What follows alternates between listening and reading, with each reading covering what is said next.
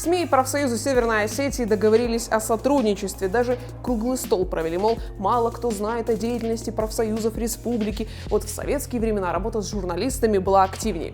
А сейчас профсоюзы Северной Осетии очень нуждаются в информационной поддержке. Так у людей появится возможность узнать больше о работе профсоюзов.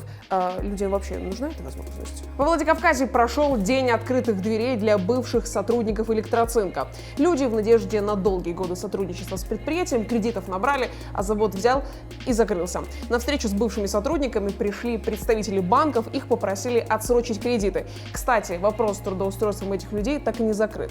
Еще сотрудники потребовали встречу с Вадимом Чельдевым, наверное, чтобы он их на работу устроил. И позитивненькое. В Северную Осетию завезли 10 благородных оленей. Животных привезли в республику из Ростовской области. Сегодня их выпустят в вольер охотничьего хозяйства в Верхней Санебе. Ура! Это все главные новости на сайте ossetia.news.